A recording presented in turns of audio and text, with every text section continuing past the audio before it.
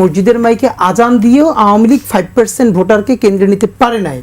এই যে তারা বারবার 30% 40%-এর একটা বয়ান দেয় না, যে তাদের এত লোক এত ভোটার, তাহলে আওয়ামী লীগের শুধু নিজের লোক 30% যদি ভোট দিত আর জাতীয় পার্টির, তাহলেও তো তাদের লাইন শেষ হয়ে যেত না। কিন্তু কেন কুকুর ঘুমাইলো? এই জরিপগুলো আসলে ভোটের মাঠে কতটা প্রভাব ফেলবে, এই জরিপের কি কোনো উদ্দেশ্য আছে কিনা মনে হয়? ধন্যবাদ। প্রথমত হলো দেখেন, জরিপের নিজেরই একটা রাজনীতি আছে, যেটাকে আমরা বলি জরিপের রাজনীতি। আজকে একটা ব্যাপার, বাংলাদেশে যারা বেশ ভালো আলোচক বা চিন্তা করেন একটু আউট অফ দ্য বক্স, তারা একটা জিনিস কি ইচ্ছে করে এড়িয়ে গেলেন কিনা আমি জানি না। ইভেন হয়তো বিএনপি ঘরানার যে ভাই বন্ধুরা অ্যাক্টিভিস্ট আছেন, ওনারা এই ব্যাপারটা কি এই কারণে চুপ কিনা যে এইখানে বিএনপি বেশি পার্সেন্টেজ পেয়েছে। এখানে খুব ভয়াবহভাবে যে ব্যাপারটা, যে বাংলাদেশের একদম আদালত বলছে যে এই গণহত্যাটা আওয়ামী লীগ দল হিসেবে অংশ নিয়েছে। আপনি প্রথম আলোর মতো একটা এস্টাবলিশড পত্রিকা, সে ঠিক রিসার্চ মেথোডোলজির কোন প্যাটার্নে সে প্রশ্ন করছে যে আওয়ামী লীগও এখানে আসতে পারে কিনা, আওয়ামী লীগের প্রধানমন্ত্রী হতে পারে কিনা। শেখ হাসিনাকে আমি আপনাকে মনে করাই দিই, ধরেন জামাতের কাদের মোল্লা সাহেবের যখন ফাঁসি হয়েছে, তখনও জামাত ইসলাম বাংলাদেশে নিষিদ্ধ সংগঠন না, এবং জামাত ইসলামেরই পত্রিকা সংগ্রাম পত্রিকা, সেই সংগ্রাম পত্রিকা রিপোর্টে লিখেছিল আব্দুল কাদের মোল্লার আগে শহীদ। পত্রিকাটা কিন্তু জামাত ঘরানার পত্রিকা, এবং তারা তাকে শহীদ বলছে। রাষ্ট্রের কোনো অন্যায়ও না, এবং তখন জামাত ইসলামও নিষিদ্ধ না। পরের দিন আওয়ামী লীগের মব গোষ্ঠী গিয়ে মুক্তিযুদ্ধ মঞ্চ নামে তারা গিয়ে বদমাইশ সনেট বাংলাদেশের সব থেকে প্রবীণ সম্পাদক আবুল আসাদ সাহেবকে তার অফিস থেকে দাড়ি ধরে টেনে বের করেছে। কেন এই রাজাকার শহীদ আব্দুল কাদের মোল্লার আগে শহীদ বলা হলো, তারপরে তাকে থানায় দেওয়া হলো, বহুদিন তিনি গ্রেপ্তার থাকলেন।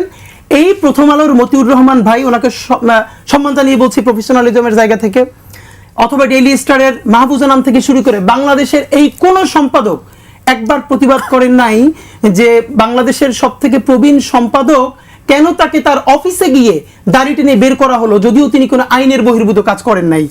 কিন্তু এই সম্পাদকরাই বর্তমানে ইতিমধ্যে প্রফেসর ইউনূস সরকারের বিরুদ্ধে অনেকগুলো বিবৃতি দিতে পেরেছেন।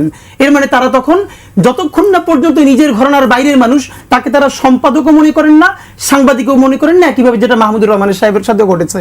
আমি আপনাকে প্রশ্ন করতে চাই, এইখানে বিএনপি কতটা সিট পেল বা জামাত ইসলামী কতটা সিট পেল, এর থেকে সব থেকে সিগনিফিকেন্ট ব্যাপার হলো এখানে এইটা হলো this is the first effort from the প্রথম আলো অ্যান্ড দেয়ার গং, যে আওয়ামী লীগকে নর্মালাইজ করবার প্রক্রিয়া।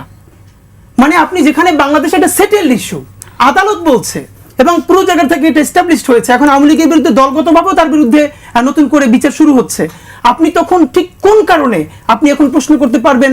ধরেন আমি আপনাকে বলি, আজকে বাংলাদেশের কেউ যদি একটা নতুন রিসার্চ করে, সেইখানে এই প্রশ্ন কি রাখা যাবে যে পাকিস্তান আসলেই এত মানুষকে হত্যা করেছে, এটা আপনি বিশ্বাস করেন কিনা?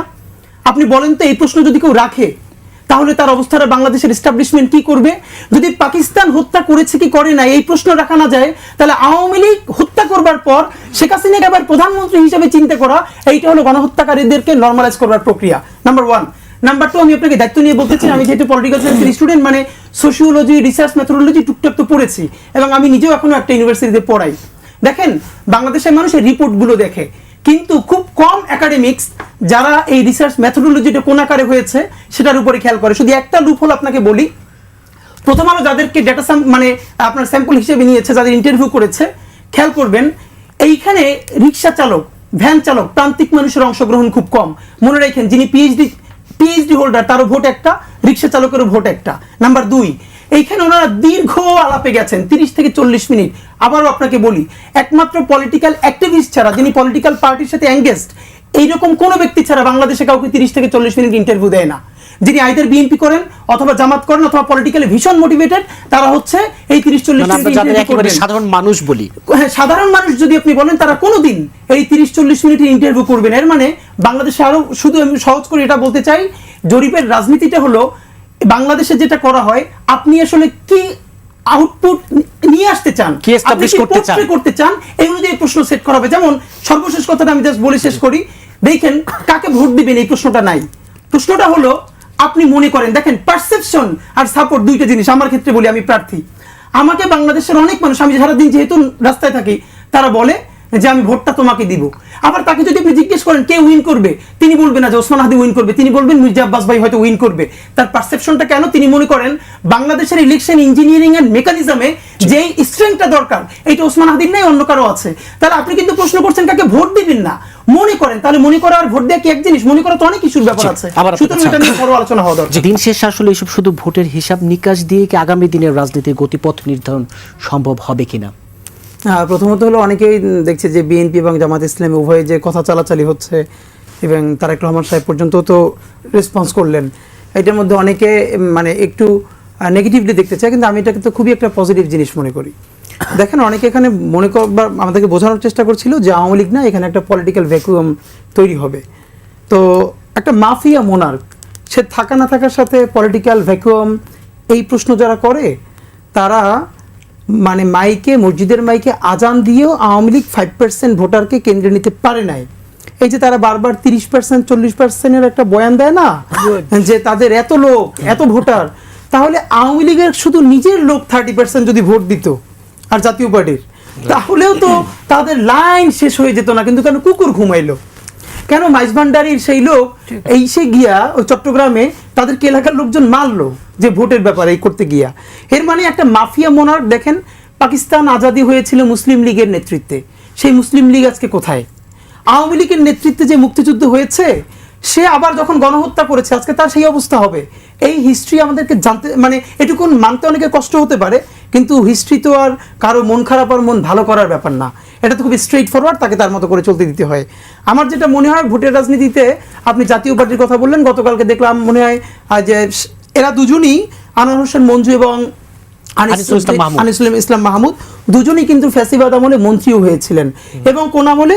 যেই তিনটে আমলে ভোট তো হয় নাই, কাউকে ভোট দিতেও দেওয়া হয় নাই, বরং সেই আমলে যখন সুবর্ণচরে একজন আমাদের মা 3 সন্তানের জননী শুধু ধানের শীষে ভোট দেওয়ার অপরাধে তাকে উপর্যুপরি ধর্ষণ করা হয়েছে। আপনি আমাকে বলেন আওয়ামী লীগ যে অপরাধে অপরাধী, তার কোন অপরাধটা জাতীয় পার্টি করে নাই? মানে এই অর্থে তার কোয়ান্টিটি কম। আপনি ধরেন 100 জনের মধ্যে 70 জনকে খুন করেছে আওয়ামী লীগ, জাতীয় পার্টি 30 জন। কি হিসেবে? এই জুলাই গণহত্যায় সে হয়তো গুলি করে নাই, কিন্তু দুটো ব্যাপার তো সত্য। আমরা বারবার দাবি করেছিলাম যে গত 3টে যে নির্বাচন বাংলাদেশের মানুষের কাছ থেকে কেড়ে নেওয়া হলো, এবং শুধু দেখেন নির্বাচনকে শুধু নির্বাচনের ভাষাতে দেখলে হবে না, এই নির্বাচন কেড়ে নেওয়ার মধ্য দিয়ে ফ্যাসিবাদ কায়েম করা হলো, যার থেকে এম্পাওয়ার্ড হয়ে এতগুলো গণহত্যা হলো। তাহলে আওয়ামী লীগ কি একা ফ্যাসিবাদ কায়েম করতে পেরেছে? যদি আওয়ামী লীগের সাথে পার্লামেন্টে জাতীয় পার্টি না থাকতো, যদি তারা এমপি না হতো, মন্ত্রী না হতো, তাহলে কি আওয়ামী লীগ এটা কোনোভাবে লিগেসি নিতে পারতো? এবং কত দেউলিয়া হলে সে নির্বাচন করতেছে জাতীয় পার্টির, এই যে চুন্নু এরা, কিন্তু আবার পোস্টারে ছবি দিচ্ছে আওয়ামী লীগের, মানে শেখ হাসিনার, এবং তারা বলতেছে যে আওয়ামী লীগ মনোনীত জাতীয় পার্টির প্রার্থী, জাতীয় পার্টি নির্বাচিত, হ্যাঁ জাতীয় পার্টি নির্বাচিত। তো এখন মানে রওশন এরশাদ আর শেখ হাসিনা দুই বোন মানে এইরকম করে একটা পার্লামেন্ট চালাচ্ছে দেশের জনগণের পয়সায়। তো আমার যেটা ব্যাপার, আমরা বলেছিলাম প্রথমত এই 3টা নির্বাচনকে অবৈধ ঘোষণা করে এরপর আপনার যেটা দরকার ছিল যে এই নির্বাচনগুলো করতে আমলা পুলিশ থেকে শুরু করে যারা বিনা ভোটে এমপি হলেন, মন্ত্রী হলেন, তাদেরকে জবাবদিহিতার মধ্যে আনা, যারা রাষ্ট্রীয় অর্থ ধ্বংস করে ফ্যাসিবাদ কায়েমে সাহায্য করলেন। আজকে যদি আপনি সেটা করতেন, আমরা 4 জন মিলে আইনি বৈধতার মধ্যে দিয়ে বলতে পারতাম এই ফ্যাসিস্ট যারা মানুষের ভোটাধিকার কেড়ে নিয়ে মন্ত্রী হয়েছিল, তারা বাংলাদেশের আর কোনোদিন নির্বাচনে অংশগ্রহণ করতে পারবে না।